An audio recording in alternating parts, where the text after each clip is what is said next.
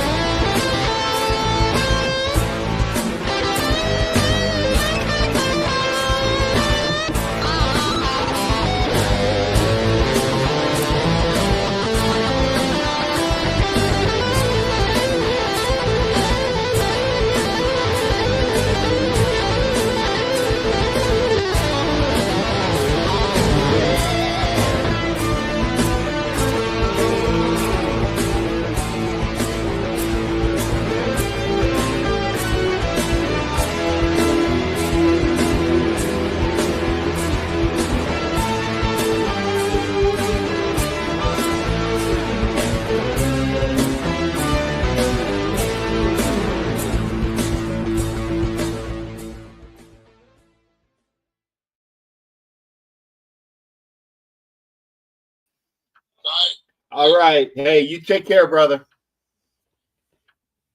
And for those that are over here on YouTube, great. For those that are over here on Instagram, I was talking with the Violator. Not, of the Raiders. Violator, Wayne Mabry. And he's over there on Instagram. I'm trying to wave at people as well. But he said that he would come over here to YouTube. But before we do that, I got to bring my co-host into the show, and that is not Uncle Fester. Although the resemblance. If I had a light bulb, I'd put it in my mouth right now. The resemblance is kind of uncanny at times. So we'll see. I'm the Raider version of Uncle Fester. Yeah. Oh, hey, and Piano Man is over here. Piano Man is a Chargers fan, and he's not per se a troll. He hasn't done too many troll things so far, but yeah, he says, sorry, I'm late. No worries, Piano Man. And Sharif Salah Khan is here. Obviously, Black Thanos. Bob Stannard's here. So we're definitely talking Raiders. And Rick Caldera's over there on Instagram. If you're on Instagram, and I'm trying to wave at people, Jackson Selby. If you're on Instagram, come on over to Captain Jack's YouTube. It is Captain Jack Rackham Levy. Okay.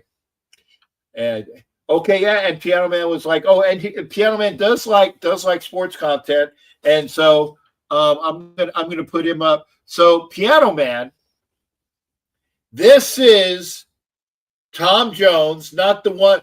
It's not unusual to like Thom Jones. It's not that guy, and he's not gonna sing "What's Up, Pussycat," and he's not Uncle Fester, but he is a historian of the Raiders and the AFC, so he knows a lot about your team as well, Piano Man. So Piano Man is a Chargers fan, and just like I said, I told you he was going to come in here. Violator is here, and Tom, I know that we're going to talk. But and AJ Licon, and thank you for being over here on Instagram. I'm waving. Come over to YouTube. I am putting up. And Paris here. Okay, Paris is over in Scandinavia. I can't remember if it's Sweden or Norway but he not only works in one, it's the other. So Paris here, there. I'm putting the link up, and this is because I want to have the Violator in the chat. So I'm going to put that up. And this is obviously for Wayne Mabry Violet. Oh, he's in Sweden. He works in Norway. Yeah. So there you go. You got the link, and it's in the comment section. That is for Violator. And then we'll have other people come in because it's Violator right now, because Tom and I are going to be talking for a bit, and then we'll have other people come in. Pink Raider, thank you for being there on Instagram. Mary Ram 59, thank you for being there on Instagram. Come on over to YouTube. So, and Pear's over there in Sweden. I can't wait to Biggie Bronco's here. Oh my goodness. So we have a Charger fan and Biggie Bronco. Good to see you, brother. And I told people on the show that I was on last night that Biggie Bronco actually comes into my shows and we're not at each other's throat. Yes, he tells me how great his Denver Broncos are. And I know that we're going to talk, Tom and I are going to talk about that. If you'd like me to jump in, I got to do it. Yeah, Biggie Bronco, come in quickly. The link is up there. We're waiting on, and there he is, Violator. And Raider E73 says Broncos suck. But before you come in, Biggie Bronco, we are joined. And I got to put you in the middle, Wayne, because I want to make sure that you get the full middle treatment here on stage. The Violator of Raider Nation, in a good way, Wayne Mabry. Good to see you, brother. Always, brother. Always nice chatting up some Raider and Chargers football. So let's get it. Yeah, and Biggie Bronco's here now, so he wants to hear about Broncos content. But again, we're talking AFC West, and I want to say, Wayne, why don't you at least do the introductions of where the NFL Nation Live broadcast will be this year? I'm going to let you, as the eldest statesman for NFL Nation Live between you and Rep, I'm going to let you do that, and so that tells everybody how, if you missed the show last night because we didn't get a chance to broadcast it here, we're letting everybody know. But yeah, NFL Nation Live, don't miss it. Go ahead, Wayne. Yeah, so on Wednesday we had a merger show, and so now NFL Nation Live has merged with Lockdown Defense, and so we'll be making cameo appearances when time permits. But love for everybody that was listening to NFL Nation Live, go next door and jump on Lockdown Defense and still hear some good content. Yes, and it's not going away. It's just going on a semi-hiatus. Yeah, semi-hiatus. Yeah, semi-hiatus. We're not going away, and I say we because you can't have NFL Nation Live without Ref Guru and Violator and me for comedic support and knowledge with the comedic support. Wisdom, yes. Knowledge, yes. And I was going to say, I'm going to let you. Raider E73 has a question for you, Violator. Are you going to New England? To New England. Wow, that's to be determined. Like I said, there's a lot of logistics, whether I'll get there or not. So it would be too early for me to prematurely say. Okay. And, pardon me, and everybody's saying hello to you as well. Violator, Wayne, I'm going to bring in, only because he said he could only be here for a minute, I'm going to bring in, and this is something that has not happened before, is we have Biggie Bronco. Yeah. I got it. Front and center. What's up, brother? Biggie Bronco. How you doing, Biggie Bronco? You know who that guy is, right? You know who that guy is.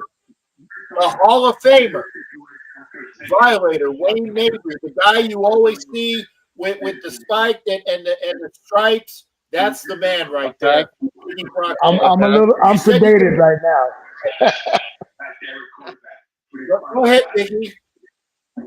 So how y'all doing tonight? We're good. Fantastic, and I'm glad you got brother. a chance to play. Yeah, good to see you. That's great. That's great. So just ask me anything you want. I don't know what to say. Piano Man says 3 Raiders and 1 Pony Boy. That's from Piano Man. He's the Chargers guy.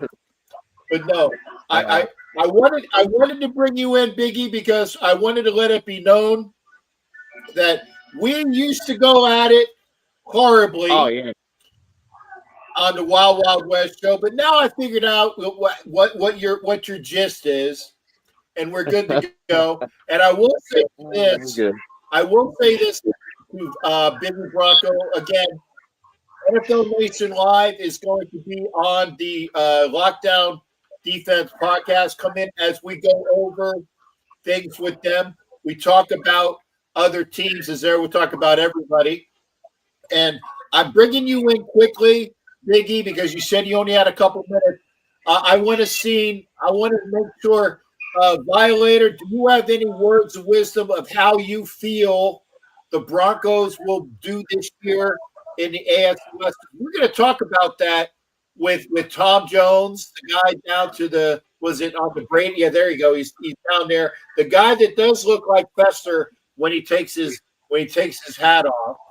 Okay, get a light bulb next time in your mouth. I think the Broncos season's going to go just how the defense ends up playing and the run game. We all know Bo Nix can distribute the ball through better than most rookies did last year. So I think he's already established himself as probably the top 3 quarterback in the West.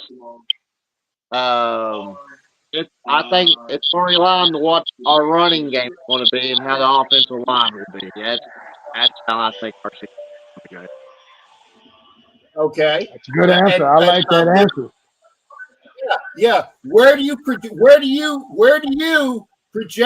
your? And I'll be kind because I usually call them the donkeys, but because we're trying to be civil here, where do you project your Denver Broncos this year in the AFC West standings? I think we have at least 11 wins. I think we're battling for first or second in the West. I actually agree with that. I was going to say, Wayne, what's your take on that? Denver vying for the number 1 position in the AFC West. I'm sorry if I didn't try to give you a gotcha question, but I figured because you're going to get an honest response from Violator. Violator is with me. And granted, I'm not wearing my Raider colors. I'm wearing my Ron John shirt tonight because I was doing my Florida stuff. But Violator gives honest assessment, and I'm gonna let Wayne go, and then I'm gonna let T3 go, and we're gonna give you what we think. You're saying vying for first place between now. Who do you think is going to be the guy you're vying with? Which team do you think you're going to be pitted against to get that number one seed? I think everybody in the division is going to be competitive this year. I think it could come down between all four teams. I think all four teams can have a good year. Actually, my opinion. I think it could come down to anybody. I think Kansas City lost a step. I agree. Patrick Mahomes showed last year that he was human, that he's not Superman. So I think they take another step back, and it's between it could be between Denver Chargers or the Raiders and Kansas City. Any of them. Well, I agree with that, Wayne. Your assessment of the AFC West, because Biggie, I want Biggie here while we talk about it, and then I'm Biggie. I got to get you out because I got to get Wayne in here with Tom and I. But I'm so very happy that you came in. Wayne, your assessment of the AFC West. I wanted to end with that, but because we got Biggie Bronco here, I'm just going to again honest assessment by Violator. And again, Violator thinks the Raiders are going to win the Super Bowl, but that's I think that too in my heart.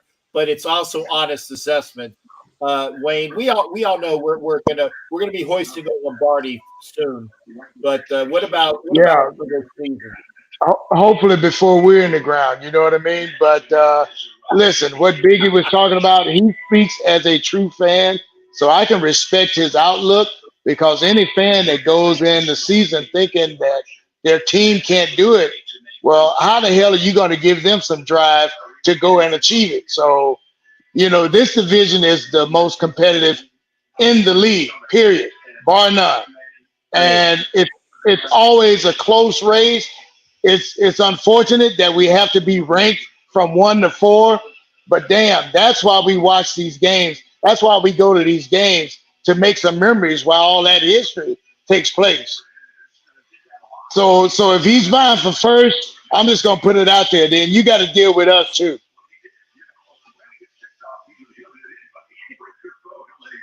I got that. So, and I like the fact that Biggie's is saying something that I actually think. I think, I got to get all these people that are waving. I got to wave to the people on Instagram. If you're on Instagram, come on over to YouTube. Come on over to YouTube. That's where everybody's at. I actually think that the AFC West is going to go back to the most competitive division in football. I think from one to 4, they will be separated by no more than 4 games, maybe even 3 games, because I think that this division is tight. The Broncos showed what they were going to do with him as his 3rd year going into the system. Now he's going to have his 2nd year with Bo Nix. They're laying the foundation to get better. Remember, Peyton is a Super Bowl winning coach. I think that obviously the Chargers are going to be a tough out, but I don't think that they're as good as they were last year. For some reason, I see the Chargers taking a step back. I see the Chiefs taking a step back, and I see the Raiders taking a step forward, which is why I think that everybody's going to be within about 3 to 4 games. So I think it's going to be competitive. At the end of the year, like I said, if you're a Raiders fan and you're saying that, hey, well, why are we even going? Because we suck. No, we don't suck. We're going to be competitive this year with Pete Carroll. And I think that's for sure. Tom, anything as well? And again, this is and by the way, Biggie, this guy, Uncle Fester, very, very knowledgeable, very, very assertive, very, very historical, and he'll give you a concise comment about what he thinks, and it's not bullshit. It's not. Yeah. It's good stuff. Tom, I'm going to shut up. Thank you. Good to be here with everybody, and welcome in all those that are joining us. I will be honest with you, and again, as a Raider fan, I would love to see the Raiders win the division every year. I would love to say that the Raiders will really compete for the division this year. With Pete Carroll, I think they're in much better footing than they have been in a while. Now, Broncos fans are going to love to hear what I am getting ready to say. And Jack and I talked about this over the weekend. I think that Sean Payton in year 3 is going to get it figured out. I think that they have enough of confidence in their young quarterback going into year 2. I think the running game is going to be bolstered. I think they've got a good enough defense. If they can stay healthy, I see the Broncos making the division. I do. And again, the Raiders having only won 4 games, they're going to be much better than they were last year. Yeah, they can't help but be better than they were last year. I think they've got a lot of the vital pieces. The Chargers, every year, the Chargers, everybody jumps on the hype train. And they say the Chargers are going to be world beaters, and they either run into injuries or they run into to whatever. Now, I'm not discounting Harbaugh as a bad coach because he has his moments and he has a way of firing up people, but he also has a way of getting under organization's skin, which can work against things as well. Here's what I see. If I had to pull my crystal ball out today, I say that every single team in the division is going to win at least 7 games. And I think that the Chargers and the Raiders will be on the tail end of that, probably 7, 8 wins here or there. I think again, as you had mentioned earlier, the Broncos 11 wins. I think that's doable. The Chiefs probably right there too. They're going to take a step back, but they're still the cream of the crop, as the old Ric Flair used to say in wrestling lore. To be the man, you got to beat the man. So we got to give them their due. They're right up there at the top until they get knocked off. But I think really this is the year that Sean Payton figures it out, and that Denver is able to win the division. And we'll see how it all plays. So I say that it is Denver 1, Kansas City 2, very close, 1-2. I say that the Raiders are going to eke out past the Chargers, whether they end up with 8 or 9 wins or whatever.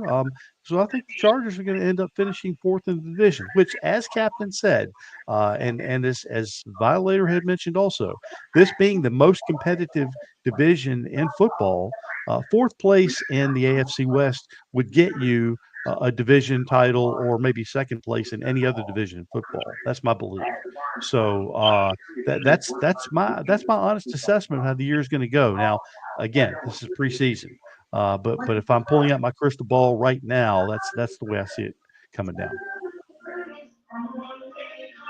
There you go. I agree. There you go, baby. And again, we are very rabid fans, okay? But I try to give a assessment and analysis based upon not smoking stuff and not drinking any Flavor Aid. That's what everybody says is Kool-Aid, but it's really Flavor Aid. I'm not doing any of that. And again, none of us, myself and Wayne and that guy down there, we're all going to be the most rabid Raider fans going. But we will give you fair assessment. And Biggie Bronco, I got to salute you, Biggie Bronco. It's not quite a mile high salute, but it's a salute for you being here. And I getting a chance to have you on the show, partner, and I appreciate that. Everybody, that rookie running back, watch out for that kid. I think he's Le'Veon Bell's clone. The way he runs patiently behind his line and gets upfield, it reminds me of Le'Veon Bell more than or an Emmitt Smith. Because by the time you spot him over a 6'6", 6'5" lineman, he's already full speed. Right. And he's got one of the fastest steps straight out. He's got one of the fastest 3 steps. Yes. Right, and he's full speed. Right. He's at full speed within 3 steps. Yes, sir. Okay. Biggie, thank you, sir.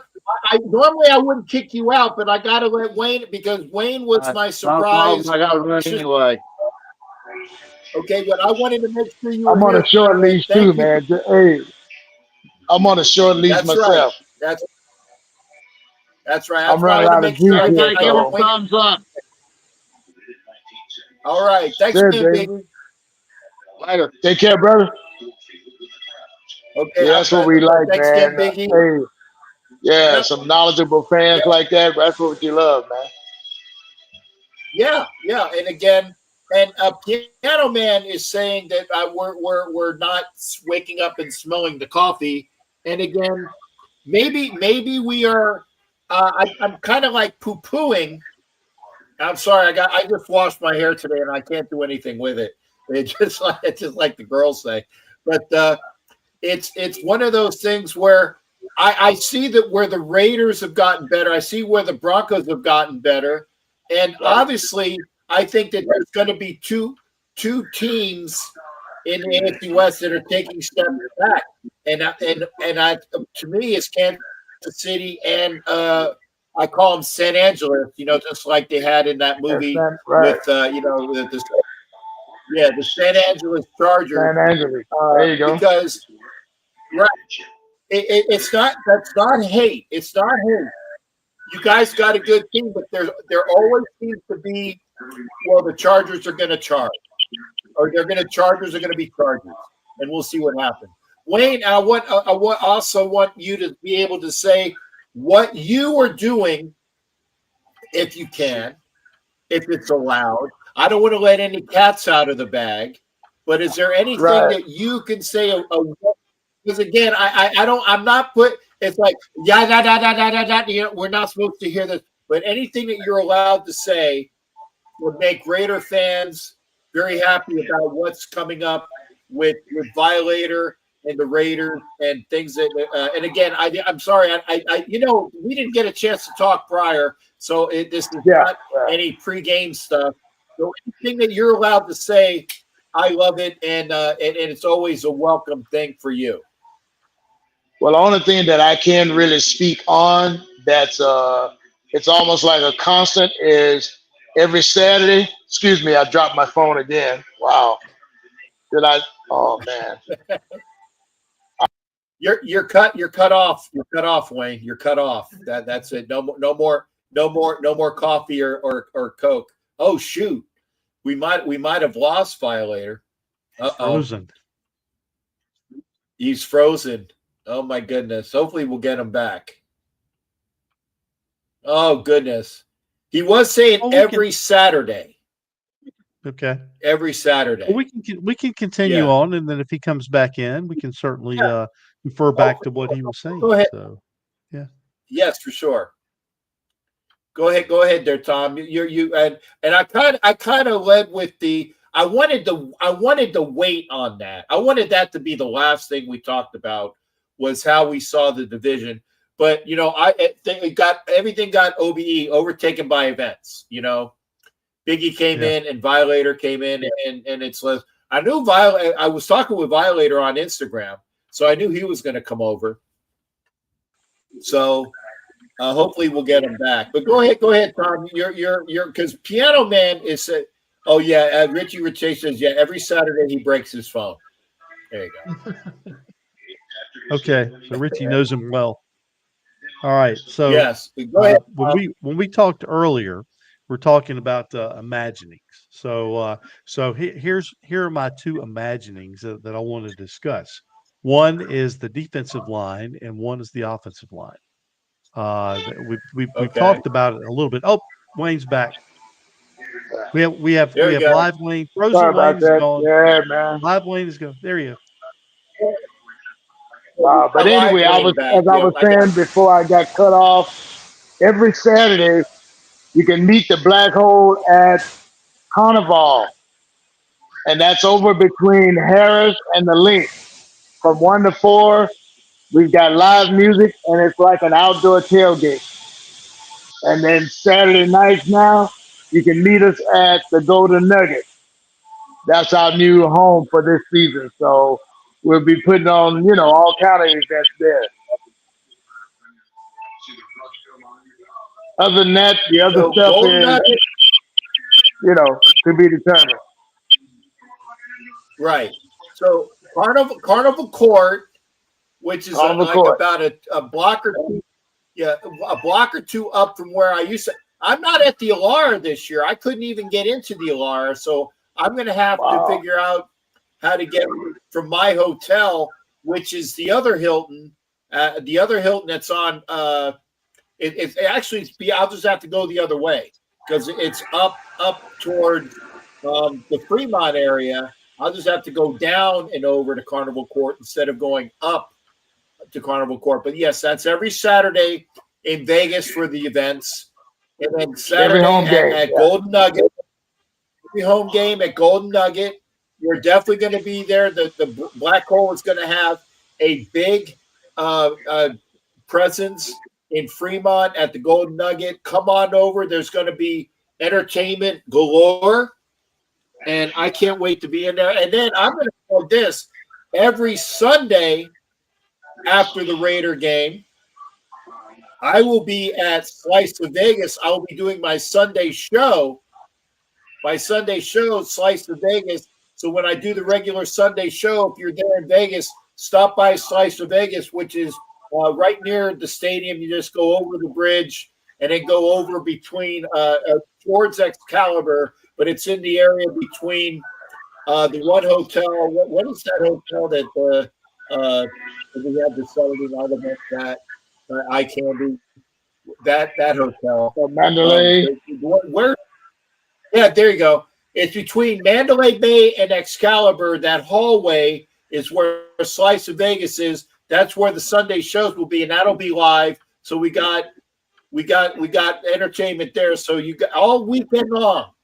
Saturday, Carnival Court, Saturday night at Fremont up at Golden Nugget. And then obviously after the Raider games at Slice of Vegas. And by the way, this is getting fed at Slice of Vegas. So come on by and see that as well. But yeah, Mandalay, their store. But yeah, Wayne, I know you were on a short tether. I want to make sure. Yeah. Go ahead, sir. Any words? Hey, but I appreciate you bringing me in, man. Like I say, talking AFC West football, I think it's going to be on fire. Yeah, I agree. It'll be a great time. It'll be a great time, and I can't wait to see you, Wayne. I'm going to be up in Sacramento starting tomorrow. I know you're down in SoCal, but hopefully I get a chance to see you. Hopefully before then, but it's always, again, from my brother. Hey, yes, I'm wearing my Roger shirt, but it's you. Hey, Tom, pleasure meeting you, and we'll cross paths again. Absolutely. Looking forward to the season. You got it. Me too, man. Hey, Cap, I'm gonna get out of here, bro. Hey, nice talking with you. Yes, sir.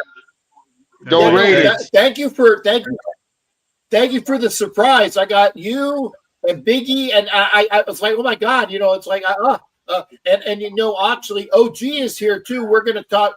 Tom and I are gonna talk. Then we'll bring OG in here for a little while too. But Wayne, thanks for spending some time with us on that, sir. Good vibes, baby. Good vibes. Keep doing your thing. Take care, fellas. That's right. Yeah. All right. That's it. Good night, Wayne. Thanks, Wayne. All right. Take care, fellas. Enjoy. All right. Take care. Take care, Wayne.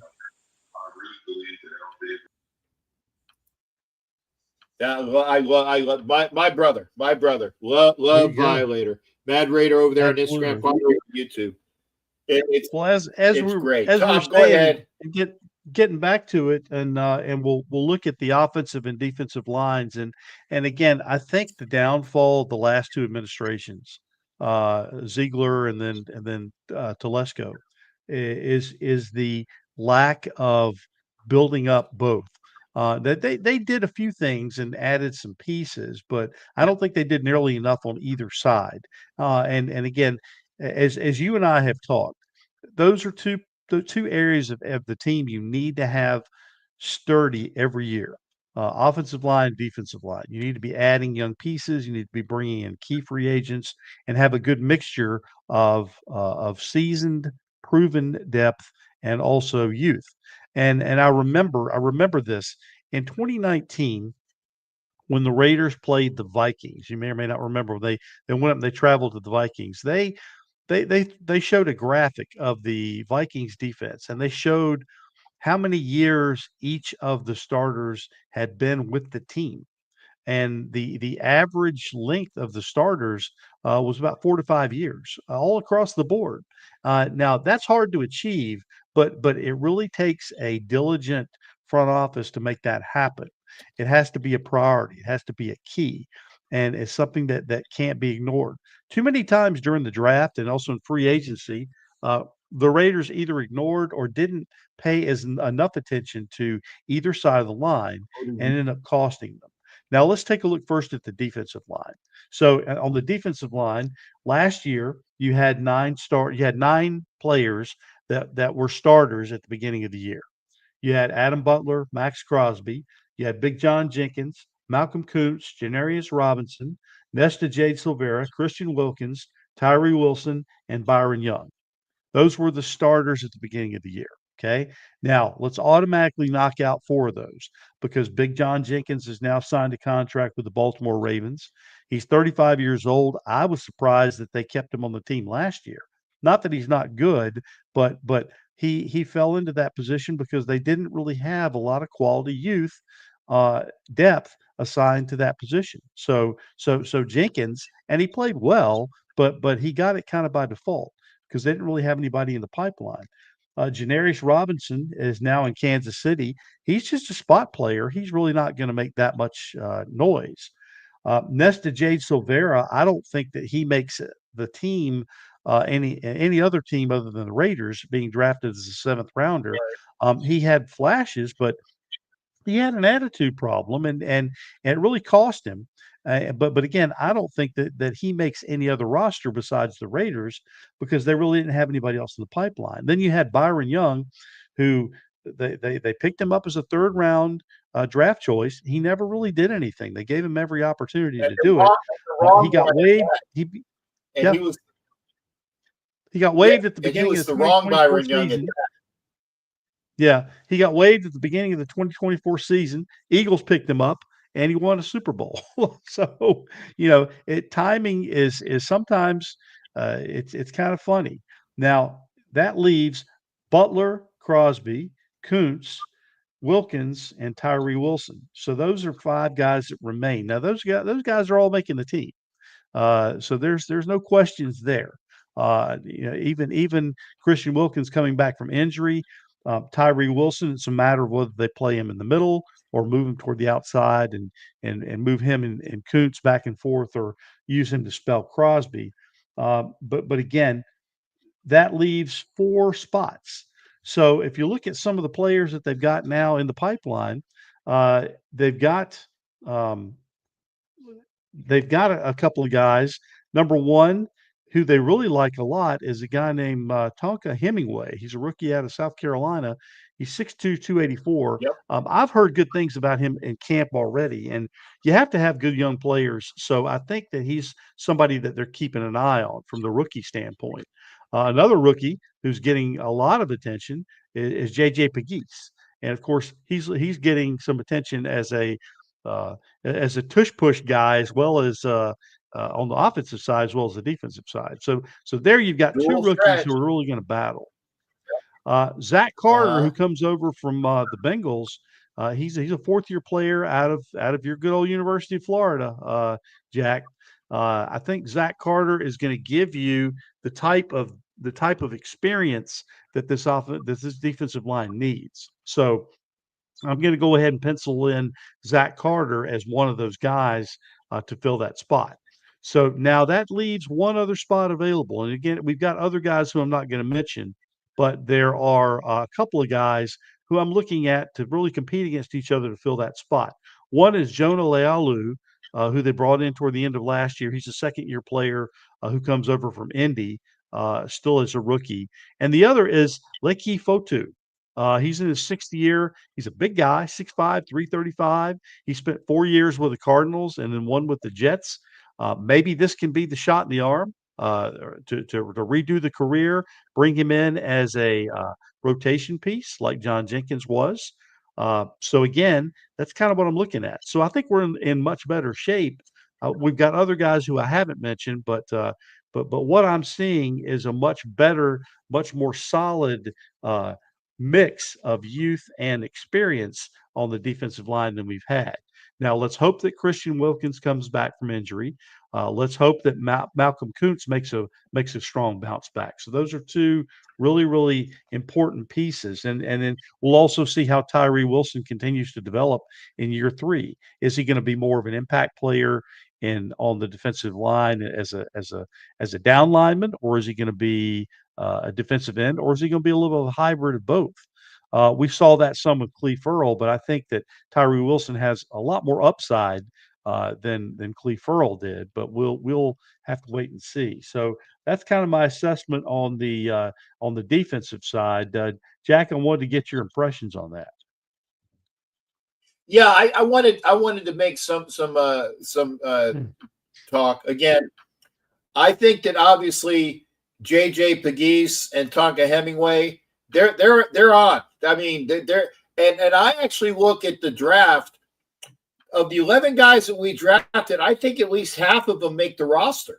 I mean, obviously Genti makes it. I think that Besh and the Dante the kid from UT, they make it. The quarterback makes it, and then you got Pegues and Hemingway. Actually, I think there's 6. Those guys, I think, are going to be penciled in on the 53.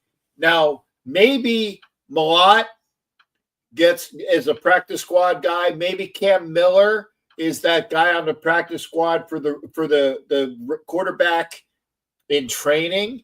Maybe he makes the roster if he makes it over whoever the back, because we need a backup quarterback. I mean, honestly, Tom, other than the kid that was the son of the defensive coordinator, is there any other quarterbacks on the roster other than Geno Smith and Bradley? Because it's Geno Smith, Bradley, and then Miller, and that's all I see, unless they got somebody that I'm not seeing in as the quarterback. We've also got the undrafted free agent out of UNLV.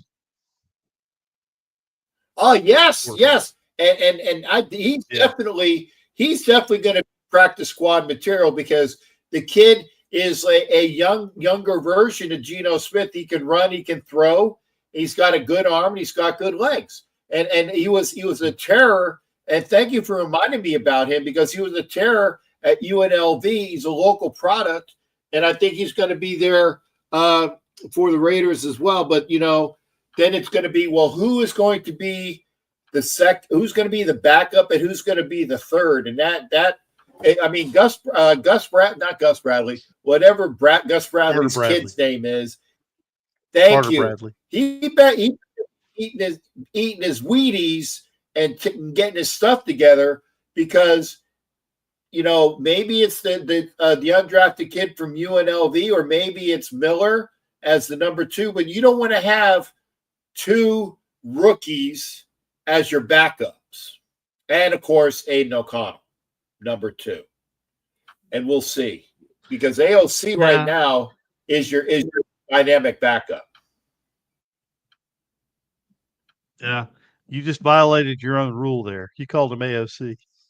Oh, I called him. Oh shit! Did I say? Oh hell!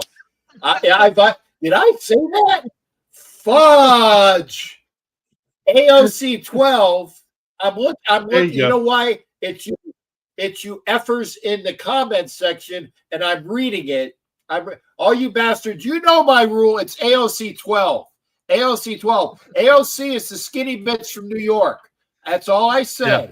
So just go with that. But Aiden O'Connell. That's what I like to say. Yeah, Bob Stannard, it's you. The reason why, because I was reading your comment, and subliminally, no, he didn't get traded. He's there. Go ahead, sir. He's there.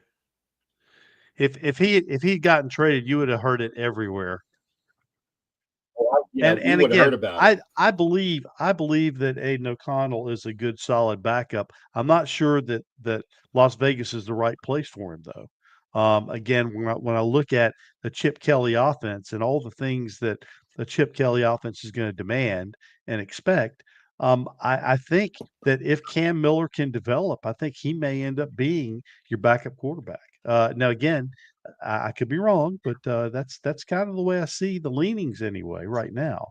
I think the Raiders would certainly like that, but we shall see. Okay. Now, do you want to hear my assessment on the offensive line? Yes, I do, because that's why you're Okay. here again. Your analytical skills. I'm not drunk, but I am tongue twisted. I'm reading Piano Man stuff. Piano Man, I don't drink, so it's tongue slippage, and that's what she said, tongue slippage. So go ahead, Tom. All right. So last year at the beginning of the year, the Raiders had 9 offensive linemen on the roster. Now, again, you start with 9 or 10, depending on what your team mock-up is or what your mix-up is. But you're probably either going to have 9 or 10 offensive linemen, and then expect to either add some through injury or promoting through practice squad. So we had DJ Glaze, Andre James, Jordan Meredith, Colton Miller, Thayer Mumford, Dylan Parham, Andres Pete, JPJ, and then Cody Whitehair. Now, Andres Pete and Cody Whitehair were added late as veterans. Both of those, I do not see them remaining on the team. They were stopgap fill-ins. I don't see that happening. So if you go ahead and subtract them off already, and of course Andre James is now a member of the Chargers, so and he'll probably revert back to guard. I can't wait to see the Chargers. Yeah, he'll probably revert back to guard. I really want Andre James to play. Yeah, I really want him to play because I want the Captain Raider, Captain Swagger. Good to see you, brother. Come over to YouTube. Go ahead. But I'm sorry, Tom, for walking on. But yeah, getting rid of Andre James, I can't wait to see him play. Yeah. So Andre James is back into a guard position, probably with the Chargers where he belonged. It's where I really wanted the Raiders to continue to work him. And I was shocked, to be honest with you, but kind of not shocked when I saw the direction the Raiders were going when they completely gutted that offensive line and threw Andre James over into center. They got rid of Rodney Hudson, a perennial Pro Bowler, and who should be a Hall of Famer. And I was pounding the table for them to lock him down and keep him with the team until he was done. But again, to me, that was just short-sightedness on behalf of the regime. DJ Glaze is coming back. Jordan Meredith, I think, is going to come back. He played really, really good as a fill-in player, exceeded my expectations. And I think he earned his roster spot going back. Colton Miller, if he just stays healthy, and can continue to work another year, we'll see beyond that. Thayer Mumford, he needs to continue to progress, but again, I see a spot for him on the team. JPJ is our new center, so that and Dylan Parham. There you go. So for the 3 spots that are already open, I've got 4 candidates to fill those 3 spots right now. Now, again, there are other players that I could mention, but I'm not. I'm just going to mention these guys. Number 1 is Alex Kappa, who comes over from Cincinnati. He is not going to be a starter, I don't think, but you have to have quality pieces to come in and rotate in and out, and to be able to step in the event of an injury, which is what Alex Kappa is. I don't see him being a star. I think it was a good signing because you do need good quality, experience, depth along that line. Dalton Wagner, I am just waiting for this guy to take off. He's going on year 3 now. If he can get healthy, if there's any way that he can get healthy and get on the field, this guy's a monster. He's 6'8", 320. He's got such a huge wingspan. If he can get healthy, stay on the field, and pass protect, this guy is going to be such an asset for the Raiders, either on the left side or the right side. Love to see if they could have him take over and be the heir apparent to Colton Miller. That would be fantastic if they could do that. Yeah. So I'm I agree. hoping that if they continue to work and develop him and he stays healthy, maybe he can be that answer. Maybe he can take over. Maybe substitute some snaps in and out this year, and Colton Miller can show him the ropes, and then have him be the heir apparent. But the other two guys who I'm really excited about, and they're both rookies. One is Charles Grant. He's a rookie out of William and Mary. He is an excellent offensive lineman, and he's one who kind of flew under the radar. And I saw him play in college, and a phenomenal talent. And he's a hard worker too. So I think those are two things that are really going to benefit the offensive line.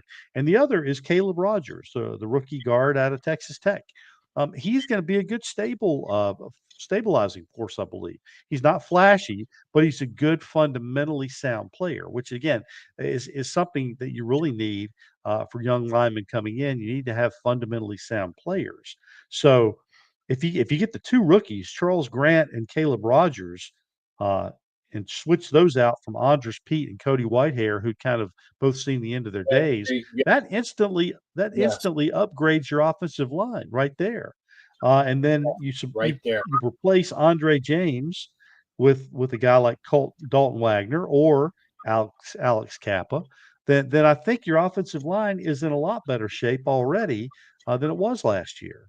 And full credit and full marks to this current administration for addressing it early with Alex Kappa, continuing to work with Dalton Wagner to try to get him healthy, hanging on to Jordan Meredith because he could have very easily gone to another team with the way he played last year, and then hanging on to the rest of their guys, young talent, and then adding the two rookies. So I give them high marks for what they've done, and I'm about as excited for this particular offensive line as I have been in a long time. I got to tell you that. Yeah, and again, me being the old offensive lineman that I am, and here's the belly to prove it. I got the tush push right here. I got the belly for it. And for those that are on Instagram, you're getting a very big tush push pass, by the way. The tush push pass. I know it did. By 2 votes, there was 22 votes to get rid of it. And by the way, the Raiders were one of those 22, which actually kind of surprised me because the Raiders have always been the naysayers when it comes to things. They either abstain or they're on the opposite end. But the fact that the Raiders actually voted to get the tush push out, that surprised me. But it's still there it's still there for the taking. But like you said, Andres Pete and the other guy from last year, Whitehair. Bye. Because Pete was on the back end of his career anyway. Whitehair was a product that came over from Luke Getsy in Chicago because he knew the system, and he was a waste product, I'm very sorry to say. So you got Rogers and Grant taking care of them, okay? And, yeah, I agree with Street. The Raiders look weak voting against it. I mean, I would have let them, I like the tush push because unless you can figure out how to stop it, you're pussies in not being able to stop it. And by the way, we did stop it the one time that they pulled the tush push on us in Allegiant. We stopped that tush push when the Eagles were there. So there it is. But yeah, I'm sorry, Tom. Going back to the line, you got obviously Miller, and obviously JPJ, and obviously Glaze, obviously Rogers and Grant. That's 5. Okay, Parham is going to be there because he's the swing guard and the backup center. So I think he stays because he's the swing guard and backup center. And I think that Meredith stays because of what he has showed. So that's 7. Okay.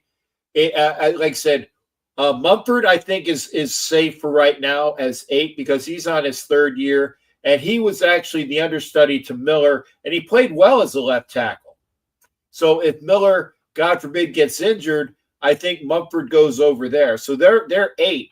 And then we have to figure out if Kappa is that guy, if Wagner is that guy, and I'm missing, and I'm obviously I'm missing somebody because that if Kappa and Wagner, rookies.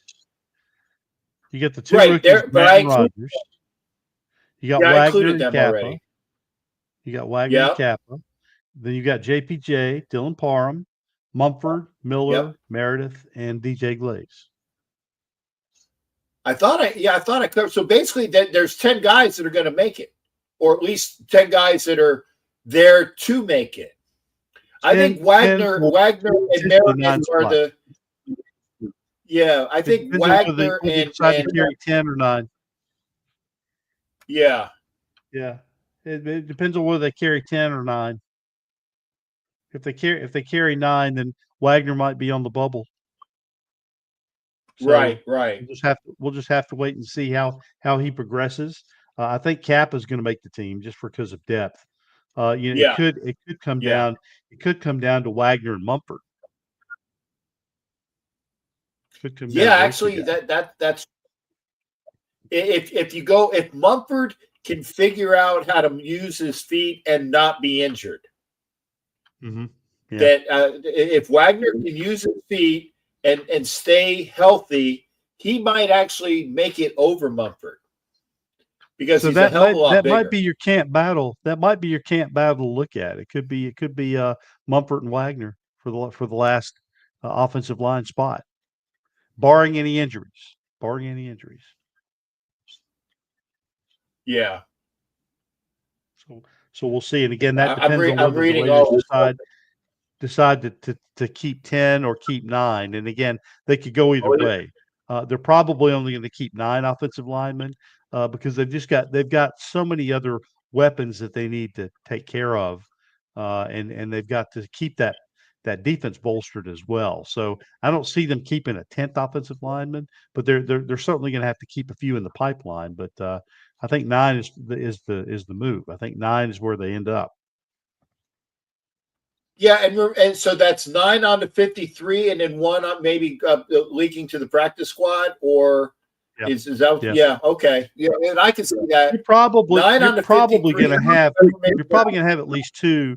You're probably going to have at least 2 offensive linemen on the practice squad, and I'm talking about guys that we haven't mentioned yet, guys that we haven't talked about.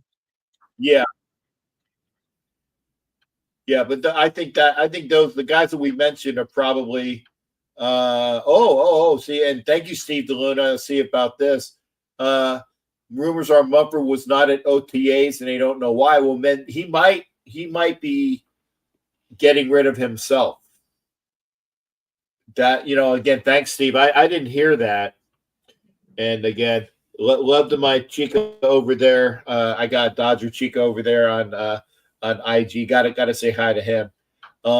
And I appreciate the fact that Thor reminded everybody that, yes, I am an official member of the Raider Nation Drinking Club because I did down the requisite beer, shot in whatever if it's like 90 seconds or whatever. And granted, that was a major event for me because, again, I don't drink. So doing the beer, the shot in 90 seconds. I think it was 90 seconds. It might even be a minute. I'm not sure. But yes, I am an official member. Thor, if I get to New England by Friday, we'll see because I'm trying to go to the Red Sox game.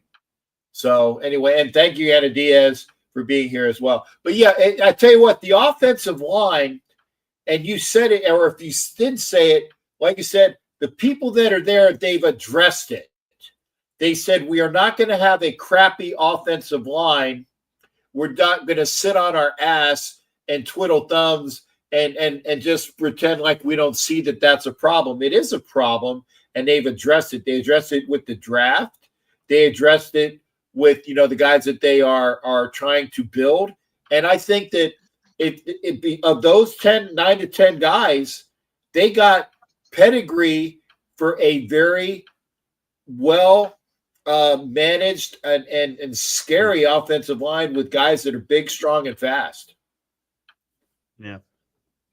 And they're going to really need a good versatile offensive line because they have to have a good varied attack this year under Chip Kelly. Now, for years, when they're running with Josh Jacobs, when they had a good offensive line, they were able to run. People knew that Josh Jacobs was coming; they just couldn't stop him. But last year's was just dreadful. I mean, they had nobody to run the ball and they had nobody to protect. So it was awful. Every week it was like, well, how many yards are the Raiders going to gain this week? 10, maybe 12. Maybe the quarterback scrambles for 4 yards and that's your long gain of the game. Yeah. It was hard to watch. It really was.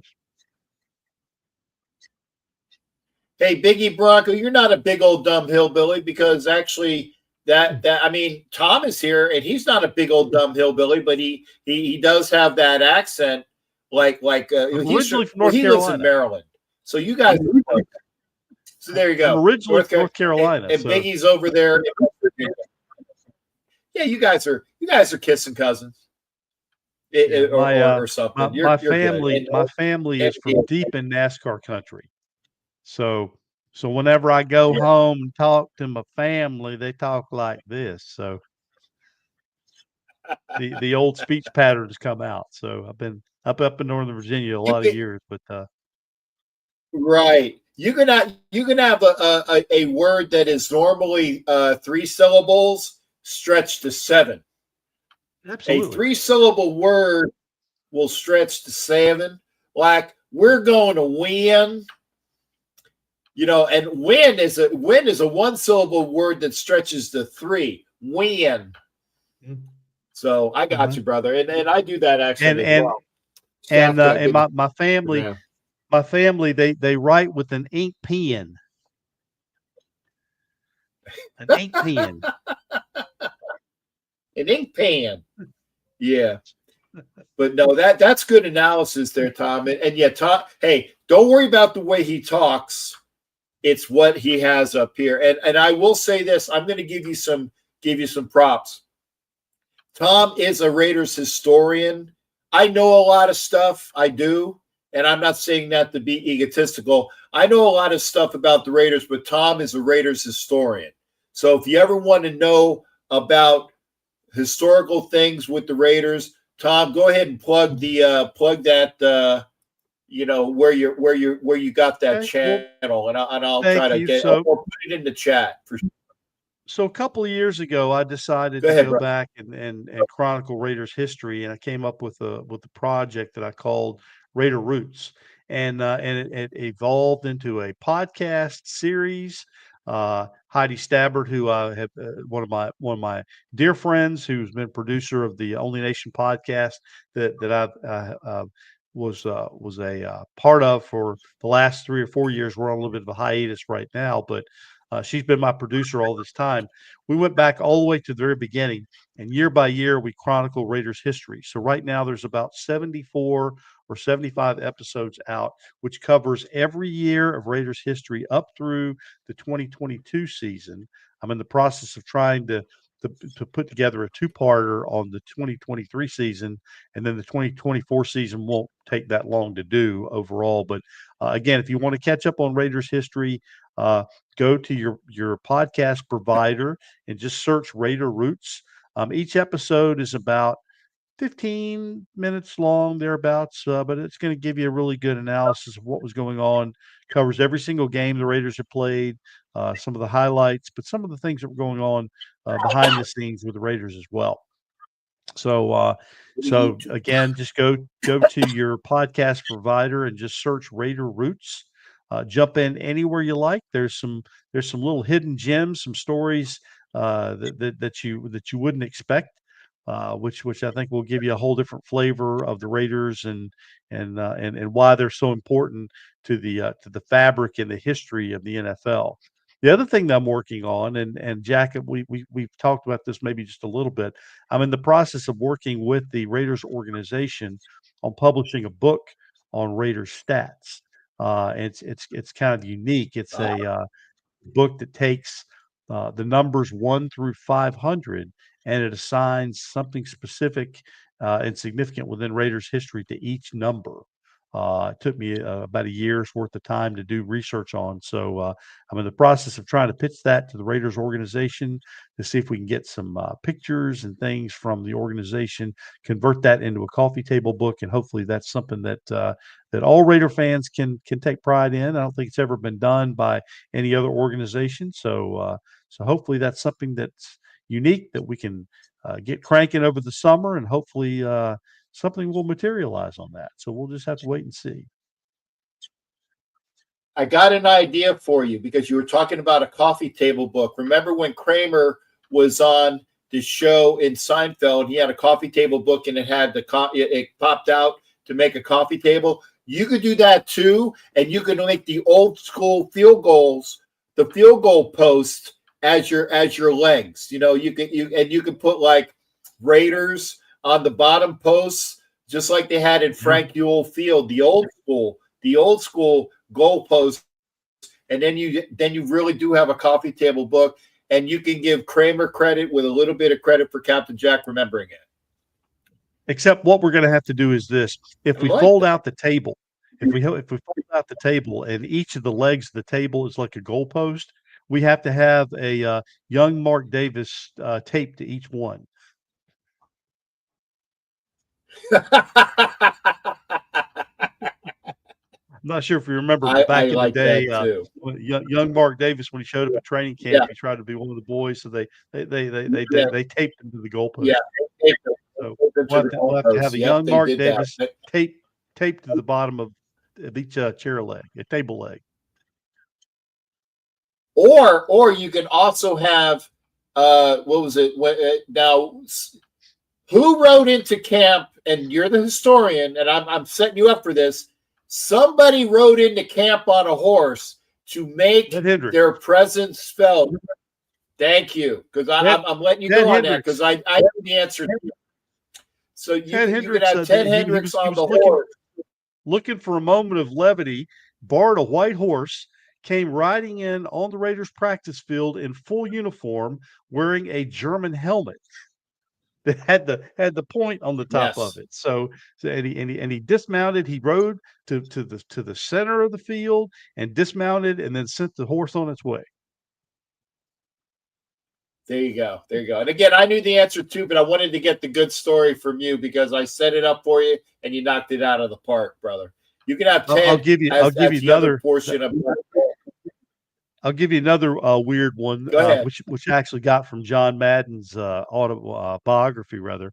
The Raiders used to play pranks on Madden all the time during training camp, and one particular guy who was full of pranks all the time was Ben Davidson, and Ben Davidson back in the 60s was a feared rusher and defensive end, and he had a raspy voice, and people always wondered why he had such a raspy voice, and he was actually hit in the throat during action. Somebody had done an illegal move and hit him in the throat. Actually, it crushed one of his vocal cords, so that's what resulted in him speaking the way he did. But what he did was, during one training camp, they had mowed the field, and there was lots of mulch everywhere. So he decided to lay down on the field and have all of the players cover him up with all the grass and the mulch, almost like he was buried. And then Madden came out on the field, was looking around doing a head count for the players, and he couldn't find Ben Davidson. And he's looking around. He says, "Where's Ben?" And then Ben rose up out of the ground like a zombie. And I was going to say that, and Madden, of course, that's the scary thing. Yeah, he would always refer to Ben as Weird Ben. Yeah, and hey, yeah, these are the memories again. May John and Ben and all the others that we've lost recently, may they all rest in peace. May they all rest in peace. Yeah. So we've done the defensive line, we've done the offensive line. Tom, here's your setup. Anything else tonight, or do we have to do like a part 2 and a part 3? No, we'll probably need to do a part 2 and a part 3. I'll tell you what, you let me know ahead of time what you want me to come with, and I'll bring all the receipts with me as well. So we'll talk not only present, Oh, but we'll talk I about know that. past, and we'll tie it in. We will tie You got in. it. You got it. And again, expect further collaborations, because you don't want to listen to me for an hour or two. You want to hear myself and Tom talking good things, Raider knowledge, as well as knowledge of the AFC West. Go ahead, Tom. Get your light bulb ready next time. Should I start calling myself Raider Fester? Yeah, I like that. I like that. Rather than T3, should I just go by Raider Fester? But you could do both. You could be T3, aka Raider Fester, and you should definitely Raider get Fester. a jersey with Raider Fester on the back. Raider Fester. Okay. Now, has anybody said that to you already, or am I the initial? No, you are the one. You are the one that's carrying the torch on that. Yes, absolutely. Okay. I take great pride. Jack original. I take great pride. Yeah, I take great pride in that I named you. I like that though, Tom. You know, there you go. And you get your whatever jersey you get, you know, Raider Fester. But obviously now obviously the dome always stays, correct? Because you're going to have to have it stay. Absolutely. It's the last haircut I'll ever need. But this means also I'm going to have to start carrying a light bulb around with me. Yes. Get the light bulb for sure. And they got the ones that are like, and they actually they actually light up without any source. So I'm a science teacher, I get that. so I'm a science teacher. I can make that work. You do that work. And again, that's why and that's why Raider Fester always wore black. Go ahead. Of course it was black and white. So I mean, but still, Fester always wore black. Yeah. And your jersey, because he had like Raider Fester. Yeah, but you also had when he had that big kind of like the puffy piece, you know. I like the all you got to do is get a like a felt or like a skin and wear your jersey and put that at the top. Now, granted, you might be hot during some games, but where you're up in Maryland, you know, you put that on you with the Raider Fester and do the. I love it, Tom. I have squinty eyes. I have squinty eyes, so I'm gonna have to practice going around like this with my eyes wide open all the time. I got the squinty eyes too. These are natural. I mean, same thing when I take pictures and get the phone that says it looks like your eyes were closed. No, that's normal. Okay, I got to open them up too so people can see that they're. Because otherwise, I have what's Cheech and Chong call them, Chinese eyes. Hey man, you got Chinese eyes, you know, like that. So you got the. So when I come on the show next time, I'll try to see if I can dress up in my best Fester, and then you can introduce me as T3, also known as Raider Fester. You let me know. You let me know. And again, folks, we'll make that happen. Tom T3, aka Raider Fester, will be back for further shows and with all of that knowledge. And again, absolutely for those that missed the beginning, because we had Biggie Bronco and we had Violator on, and we gave our synopsis of the AFC West. For those that missed it, I'm just going to give the highlights, okay? And both of us, Tom and I, both think that this is the year that the Broncos win the AFC West. That's just how we're thinking. I don't like saying that. Yeah, I know. I don't like saying that. But I'm also going on record. I'm also going on record as saying the Chargers may end up finishing last in the division. Yeah. And we disagree on that, but I think that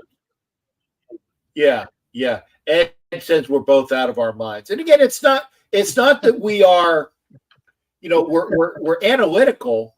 And again, I think, and both Tom and I think that the AFC West is going to be a very tight mix. That I think that no more than 4 games are going to go from first place to last place. Okay, so I say that. Okay. Yeah. All right. Raider well, Jack,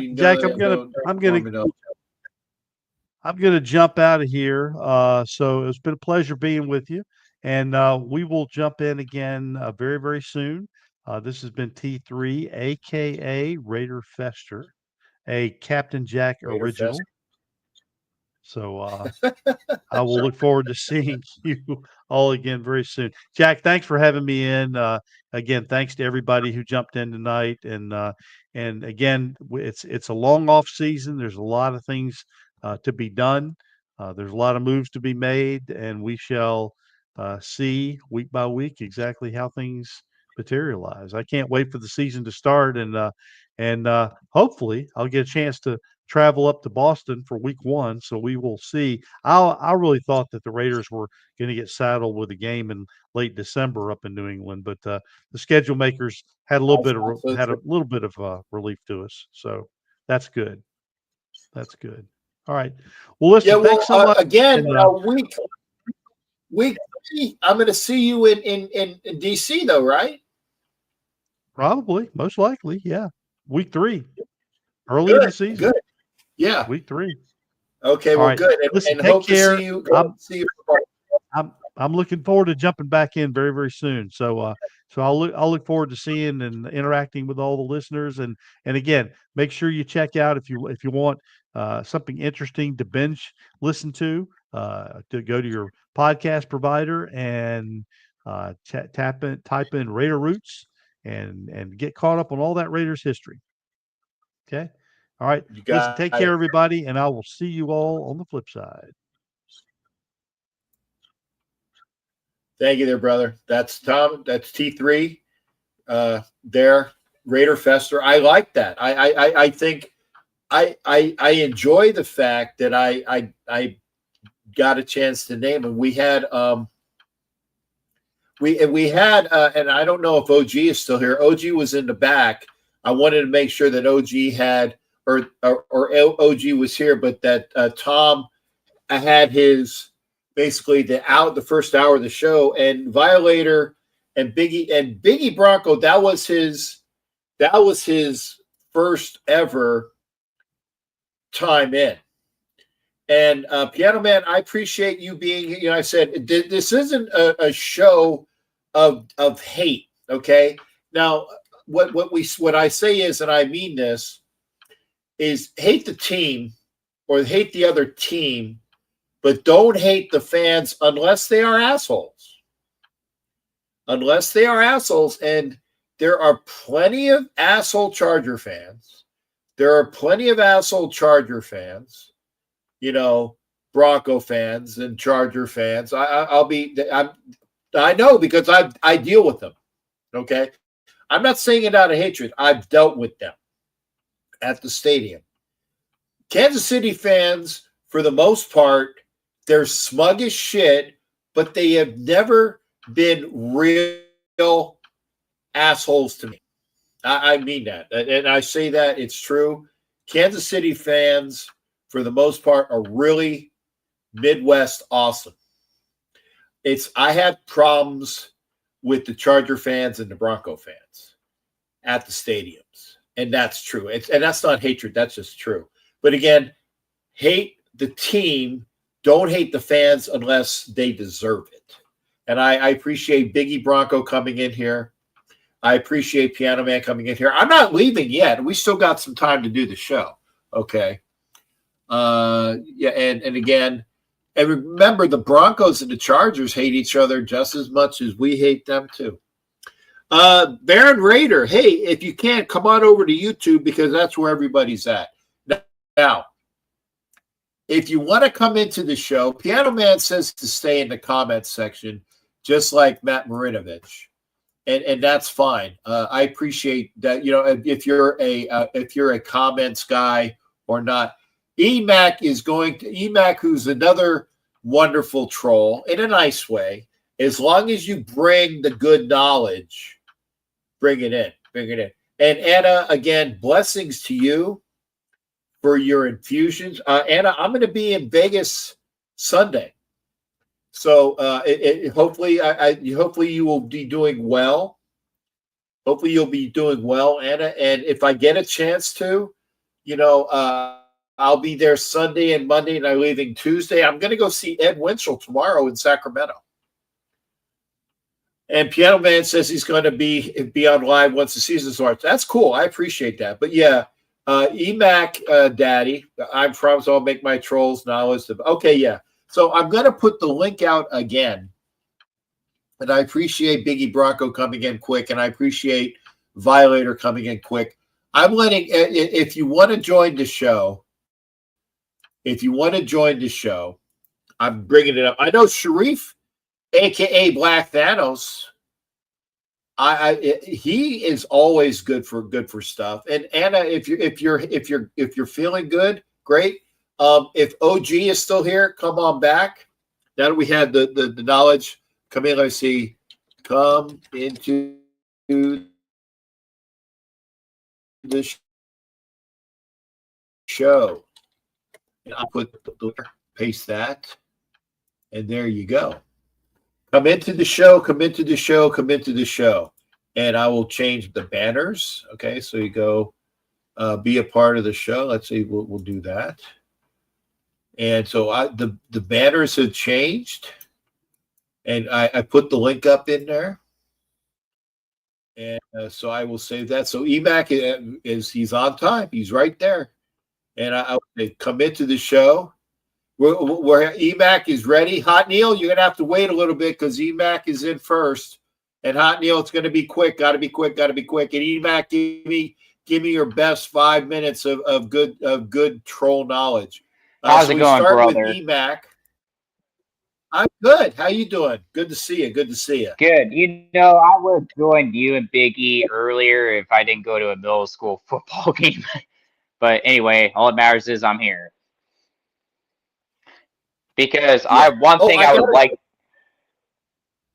I got to tell Big E, I have one thing I got to tell Big E. I only let people in once a night. So come back another time. And then, because it's not, I mean, I don't say it to piss people off, but I only let one person, kind of like what Beetlejuice says, hey, that's only why I only do one show a night. No. When you come in, it's one visit per occurrence, unless you have a snafu in your, like Violator came back because he had a snafu in his coverage. Or something dropped. That's the only time I let somebody come in twice. I wanted to ask you all. Put it in chat. Okay, go ahead, Biggie Bronco. Go ahead and ask your question. Go ahead, EMAC. You mean EMAC? Go ahead, brother. Before I troll,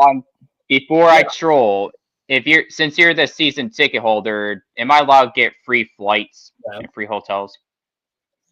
Look, I don't care if the Raiders don't take on the Seahawks this year. I just want to go to the stadiums anywhere outside the state. I think it'll be cool, entertaining thing. No, season ticket holders mean, and by the way, this means that you have to, as a season ticket holder. No, yeah, and I'm letting you know, season ticket holders, first off, they have to buy their PSL, which is their personal seat license. Right? Mm-hmm. Your personal seat license has to be bought first. And then you have to pay your season tickets every year. You don't get free flights. You don't get free hotels. You got to pay for that shit too. Because I come from Florida and I got to pay for all my shit. So how much do I have to pay for your tickets from you? For my tickets? Okay. No, I mean me buying the tickets from you as a holder. Like how much should I buy your tickets for you as a season holder? Well, I will say this, okay? My PSLs for a 30-year, and they're covered. I paid $21,000 just for the right to my seats. $21,000 for my seats, and that's a 30-year. Basically, I have a 30-year lease on my seat when I bought. That was $21,000. Hey, Philly, Jim McMahon, good to see you. Come on over to you. Oh, wait! I'm not done yet. And then the seats, the tickets this year, I think were $4,500 each, and they go up each year. So I paid my $21,000, and there are people that put that on an installment plan. I took care of it, so my PSL is paid. But that's $21,000 that I paid, and then each year I have to pay for my seats. And this year my seats cost $4,500. Jesus. But now can I speak by trolls? Make it knowledgeable as I can. Yeah. A knowledgeable troll. One thing okay. This has nothing to do with the Raiders whatsoever, but one team that's been bothered me so much the past few months is the Philadelphia Eagles. Why? Because they act like the Philly they forget the Philly special over than the tush push. Because I didn't forget Philly special. I remember Philly special. I just want to say, can we all agree that the 2017 Philadelphia Eagles had a better Super Bowl run than the 2024 Philadelphia Eagles? Can we all agree with respect? That? No, I want it before we agree. Okay, go ahead. The schedule, their schedules were tougher. The competition that time was better. To be honest, I think they were actually more fun to watch for third. And then for a lot of those Eagle fans, that was like their first Super Bowl, and then most of them suffered through drought before they won their second Super Bowl, and then them getting Saquon, whoever. Like, yeah, today's Eagles have a better roster, but they only had an easy schedule, and they couldn't beat the Todd Bowles defensive mind blitzes when they played them in Tampa. And they didn't really play anyone good this past year, if we're being honest with ourselves. Okay. Let me interject. So I don't remember because again, I didn't have time because you studied for this for a point, okay? I don't remember what their season totals were that year. I just know that they beat the Patriots, right? They beat the Patriots and Tom Brady, and in that Super Bowl. And by the way, that wasn't their first Super Bowl; that was their third Super Bowl. That was Philly's first Super Bowl ever won. No, that they won, but they lost to the Raiders. And they lost to the Patriots years before, okay, like 2005 or 6 or so. So it was the first Super Bowl that they won. It was their third Super Bowl that they won. So they've been to 5. They've lost 3. Okay. Yeah. So you're saying that the team that beat the Patriots was a better team than this past year? In my honest opinion, yes. Okay. Was Foles a better quarterback than Jalen Hurts? Yes. I don't think so. Okay, so I disagree there. Okay. But Nick Foles had better pocket presence than Jalen Hurts. True. But I was going to say, here's the thing. Was the defense there? Wait a second. The defense that beat the Patriots, you think at the Eagles defense that beat the Patriots was a better defense than beat the Chiefs? No. I disagree there. They were still top 3. They were top 3 during that time. Okay. But I'm talking about the impact that defense had.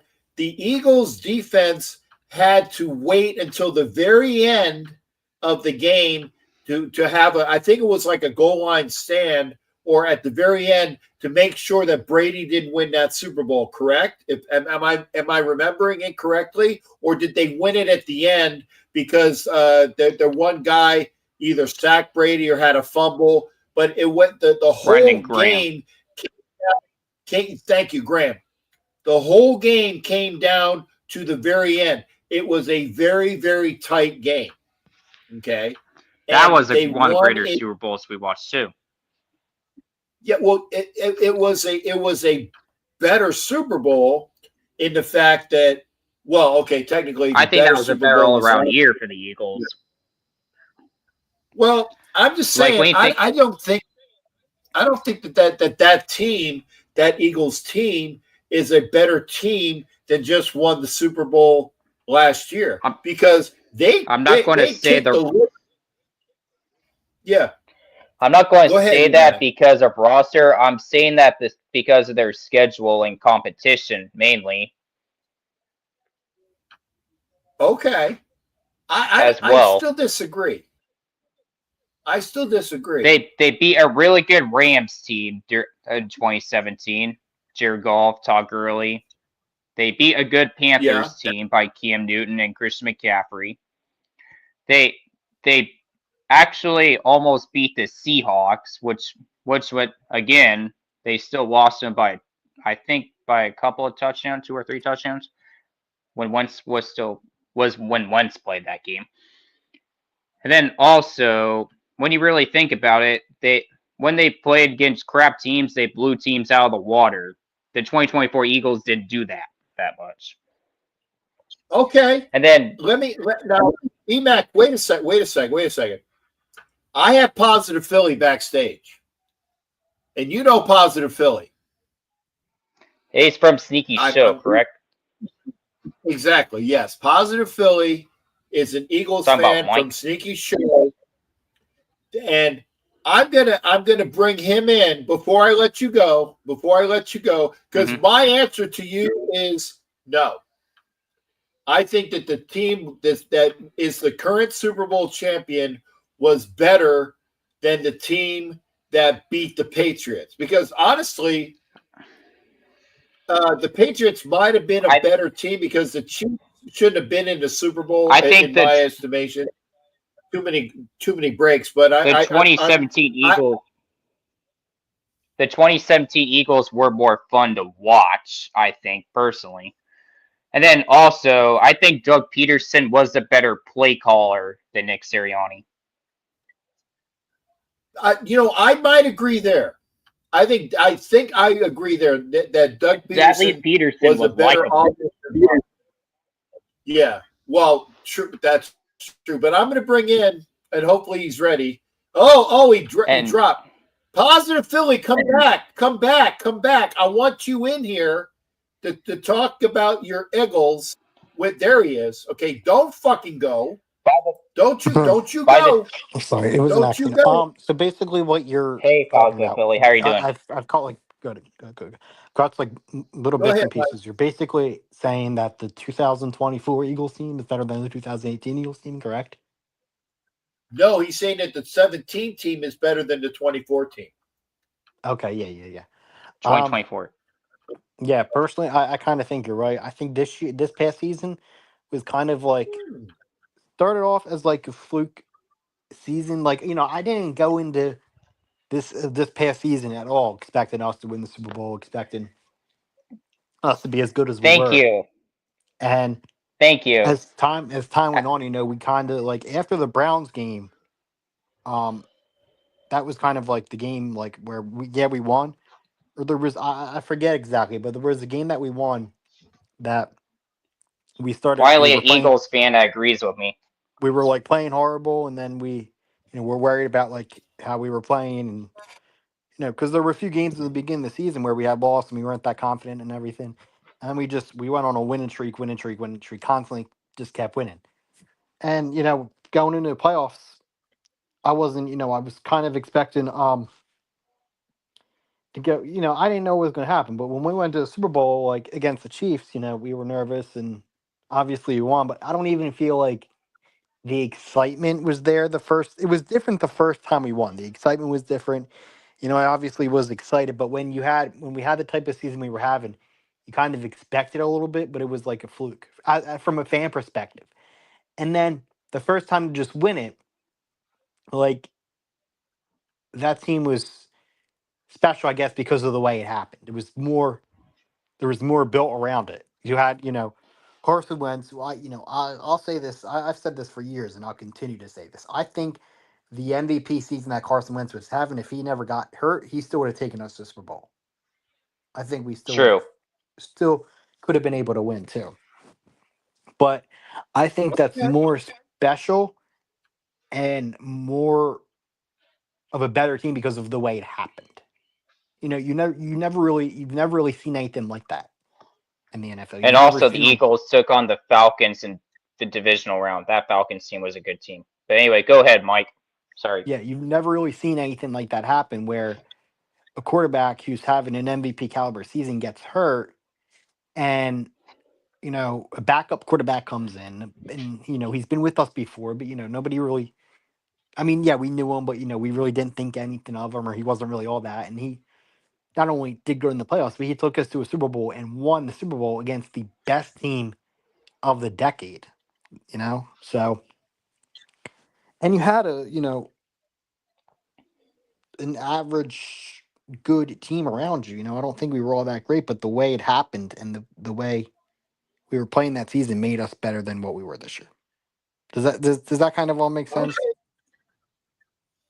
Well, you just got to look at the 2017 Eagles schedule, Cap. Well, again, like you can look it up after so far. Yeah. Well, honestly, Mac, I'm not.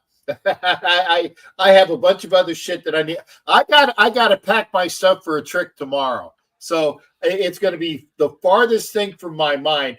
But again, I appreciate you putting that forward. And it wasn't a troll. It was a good question, which I disagree with. But Positive Philly does agree with you. That's the most knowledgeable I can get. Yeah.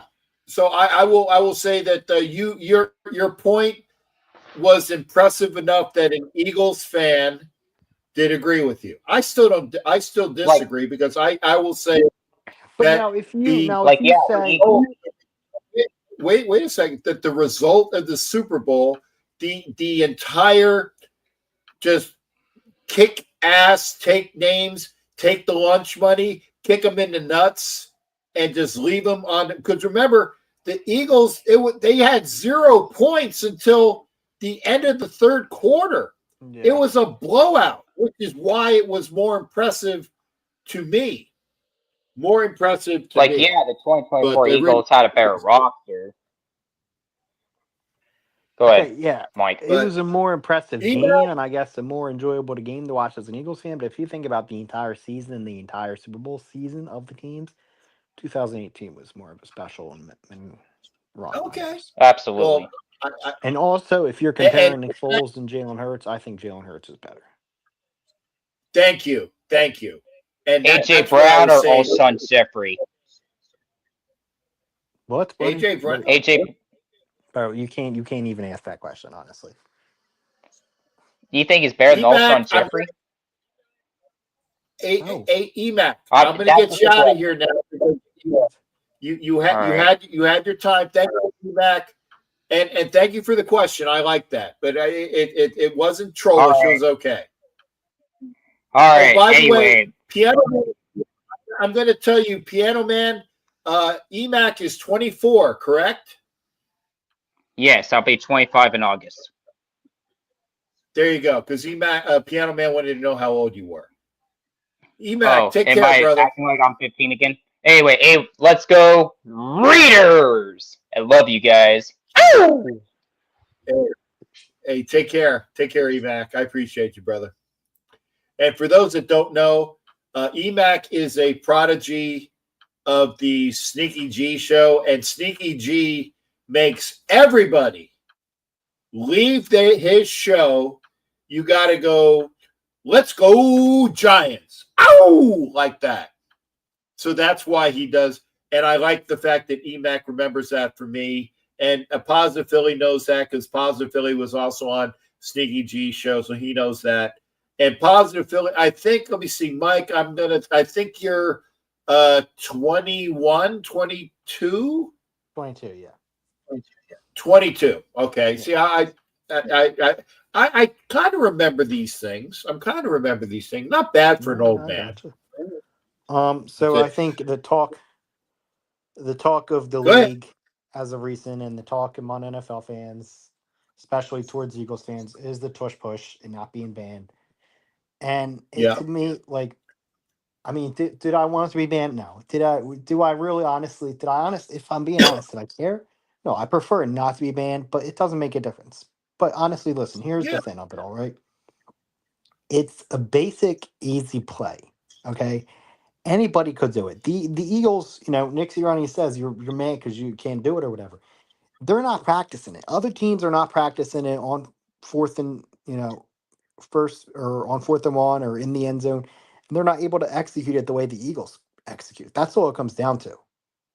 I think that's the main reason why, so many teams want it banned and, so many teams voted for it. But honestly, it could go next season too. So and the interesting thing is the only team that we're not playing this year who didn't vote against it is the Lions. And not to mention the voting, right? The number votes against it or for it or whatever were 22-10. And the score of the Packers Eagles wild card game was 22-10. I find that funny and interesting too. Yeah, well, and again, and I let folks know that the Raiders were part of the 22 that voted for a banning. I think that's bullshit. If you go back to Raider lore, okay, basically the number one rule was cheating is encouraged, and I'm not saying that the tush push is the cheating. It's not. Cheating is encouraged, okay, and that's like a Madden rule. And look it up. It's cheating is encouraged. But the thing is that when you do something so good and you have something that you can hold over another team, like if the Raiders could get away with the cheating, i.e., and the reason why they said this was because everybody used to bitch about Stickum. Stickum. You can't have Stickum. And Fred Biletnikoff had a lot of Stickum, but he didn't need it. And I swear he could catch without the Stickum. Lester Hayes could catch without the Stickum, but it was more of a mind thing. And all of these things about where the Raiders would have these rules or the Raider rules, that the NFL said, well, you can't do this, you can't do that, and you can't do the other thing. I think it's bullshit that the Raiders voted against the tush push because honestly, if you have something that works, if you have something that works, you fucking continue to do it. It's up to the other team to stop you. Right. And I think that the tush push should stay. It's been around for years too. Yeah, well, yeah, but the Eagles have perfected. Yeah. They perfected it. So I'm hoping that and again, we play you guys this year, and it's going to be fucking cold. And I am going to try to be up in Philadelphia for that game. I might not have all my gear. In fact, I might not be fully dressed up because I'm going to be wearing a winter coat or a Captain Jack winter coat with everything because it's going to be fucking cold. And I'm going to have my hat and I'm going to have my beanie on as well. So it's going to be a different atmosphere. Right. I'd love to meet you. I do go to the I don't always, I'm not a season ticket holder or anything, so I don't get to go to all the home games. I do go to maybe one or two a year, if that. I'm lucky if I get to go to one. But in the early games when it's nice and nice fall weather and everything, I am out there tailgating. So unfortunately, our game is December, so the chances of me going and tailgating or even going to that game are kind of slim. But you never know. Okay. And EMAC wanted me to tell you that he's asking you, or he's saying that Zach Ertz, who's better, Zach Ertz or Dallas Goedert? I think Zach Ertz is. Zach Ertz is, yes. I'm Yeah. So I'm honestly surprised that we're having Dallas going into next season, to be honest. But yeah, I'm excited for that game between us. I'm glad that we're playing you guys. I honestly wish it was out in Vegas, to be honest with you. Well, it will be next time. And by the way, Mike, you can meet me because the Raiders always have an event on Saturday night before the game. So just be aware that look up when I know where it is and if I'm there. Right now, I'm tentatively going to Philly because I haven't been to Philly. I haven't been to Philly for an Eagles game.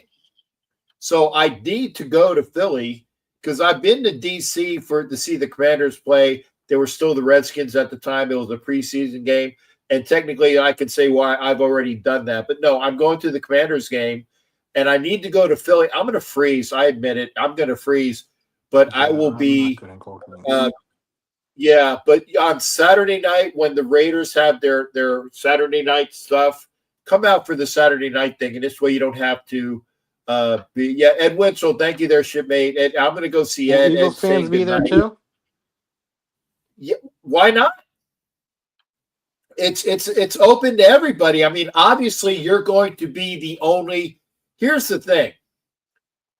It would be one of those things that if you go to the event, I would just make sure if you're there, you're there. Then we're gonna have fun, but don't stir shit, and there won't be any issues, right? I'm not one of those guys.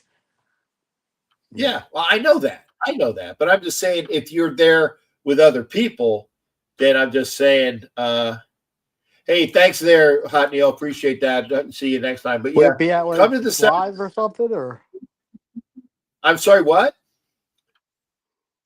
Excuse me. Go ahead. Would it be at what? Like the casino? I don't know. We'll figure it out, and I'll let you know where it will be. Yeah, I could maybe try and come out. I don't know, but yeah. But anything else there, Mike? Before I let you go. My Phillies. Hey, the Phillies. Phillies are the best team in the National League. Best team in the National League. Phillies, yeah. And I will be seeing the Phillies in Sacramento this weekend. That's why I'm flying. I'm flying there tomorrow. Okay, just for the Phillies. Well, I was going to Vegas anyway, so I changed my plans. So I go to Sacramento first, and then to Vegas, and then going home for after Memorial Day. Okay. Is Vegas for Raiders stuff or? For a Raider Friends event for Memorial Day, yes. Okay, nice. Yeah, they're looking good. I mean, obviously the Rockies are just a disgrace of a team, but the fact that I'll tell you what I was impressed by, and then we sent him right back down. Mick Abel had a great performance. So I think he'll come back up, but yeah, it's going to be tough. He's going to be on. It's going to be tough with having him and Painter. Yeah, with him and Painter, and I was going to say, I think that obviously, I don't know what Taijuan Walker's contract is, but I don't think Taijuan Walker is going to be on the team next year. But you get Mick Abel and Painter on that staff with Wheeler and with Ranger, and then obviously Aaron Nola. Those are 5 strong pitchers. Yeah, and not even talking about Chris Sanchez and Luzardo. See, we have such a that's the thing. We have so many good pitchers that when we have Painter and Mick Abel come up and say, we don't really have a place for them because we have such a solid rotation right now. So it's going to be. I tell you what, I can't wait but I have a feeling, and this is unfortunate because I'm waiting on my Schwarber jersey. I got a City Connect. I got a City Connect Schwarber coming in the mail. I can't wait, but I have a feeling that Schwarber's not going to be on the team. I have the feeling he's not going to be on the team next year. I think he's going to go and he's going to get an abundance of money. What? Why?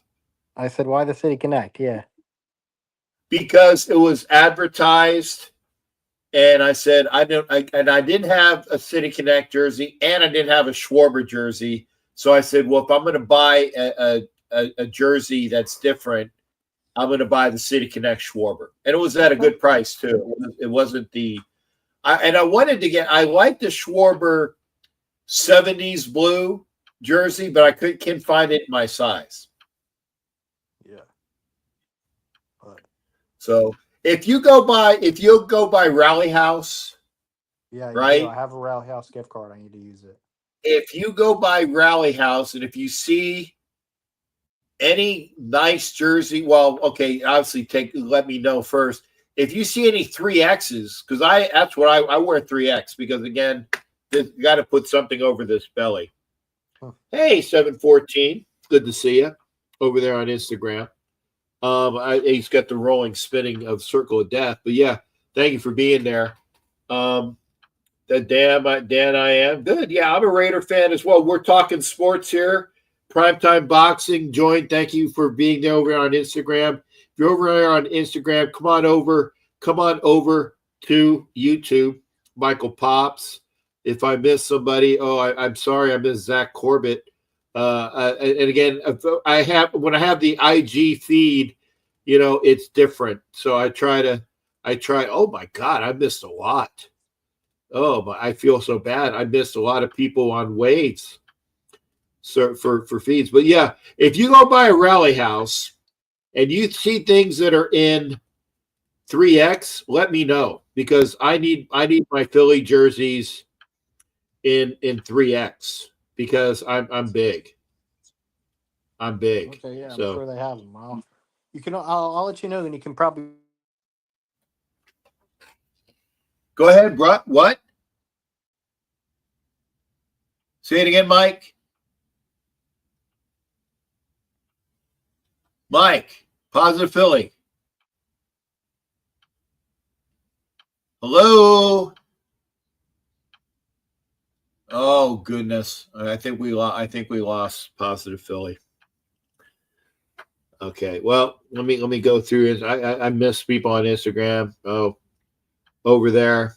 Good seeing everybody. Yeah, it was. I had a lot of Instagram people tonight, which was, I'm sorry I missed everybody, but again, yeah, he popped. Angelo's in here. Good to see you there, Angelo. Primetime boxing. Yeah, we didn't talk about boxing tonight. Wow. Well, because I have an early flight tomorrow. I would, Angelo, I'd love to have you on, but I know that's going to give me about another 40 minutes. Does Angelo have his own shows? Angelo has his shows when he's on. There you go. I'm going to bring Positive back real quick. Yeah, I couldn't say goodbye. There was a minute I couldn't hear you there, and I laughed. Yeah, no worries. But yeah, if you let me know and get with me, because you got my number and you got my email. So if you see me, let me know. And if for the 3Xs at Rally House, I appreciate it. Honestly, just go to I could let you know, and then you could probably get it shipped. Yeah, for sure. Like, you can probably just go online and buy one and get one, honestly. But see, when I go online, it shows that there's no 3Xs available. That's the point. Oh. That's all. But anyway, hey, Mike, thanks again. Positive Philly. It's always a pleasure having you on, brother. Thank you, Captain. Have a good one. You got it. And like I said, I brought him back on because there was a computer snafu. Like I said, we had a computer snafu with Violator, and then I got him back on. Like I said, one visit a night, unless you have a computer feed. And I was saying hello to the guy on IG. I thought his name was Primetime Boxing. I don't know. Primetime Boxing. Okay.